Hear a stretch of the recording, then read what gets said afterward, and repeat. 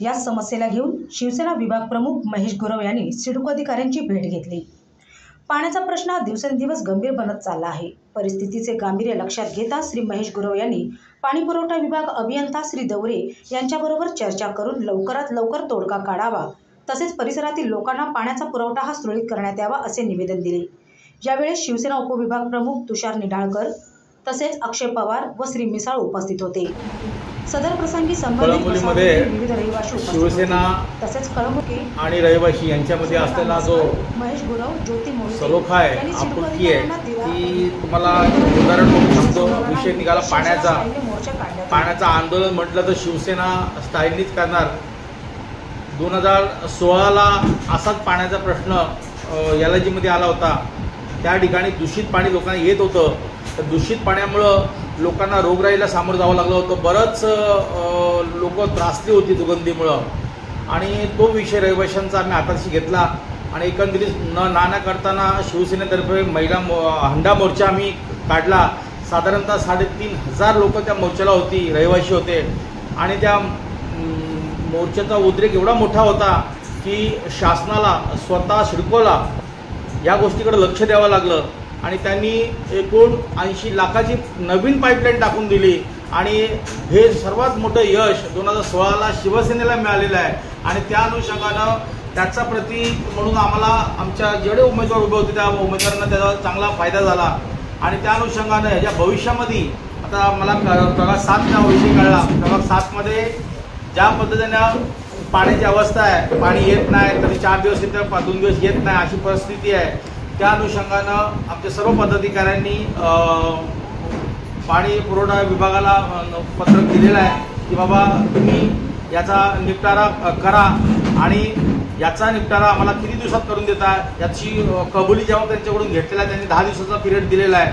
तर जसं आपण म्हटल्याप्रमाणे महेश गुरव म्हणा किंवा ज्योतिताई म्हटल्याप्रमाणे आम्ही जो हंडा मोर्चा काढणार आहोत तो शिवसेना स्टाईलच काढणार आहोत। जर सिडकोने ह्या गोष्टीवरती तडा नाही लावला, प्रभाग 7मध्ये जेवढ्या बिल्डिंग्स आहेत, उदाहरणार्थ प्रभाग 10 सेक्टर 10, सेक्टर 12, सेक्टर 14, सेक्टर 16 अशा बऱ्याच बिल्डिंगमध्ये पाण्याची दुरावस्था आहे। नमस्कार, जय महाराष्ट्र। आज सकाळी प्रभाग क्रमांक 7 मधील सर्व रहिवासी आज आमच्या शिवसेने शाखेमध्ये आले। आज आम्ही सर्व शिवसेनेचे पदाधिकारी सूर्यकांत मस्कर साहेब, ज्योतिताई मोहिते मॅडम, तुषार निढाळकर आम्ही सर्वांनी मिळून आज सकाळी सिडको ऑफिसमध्ये देवरे साहेबांना आम्ही भेटलो।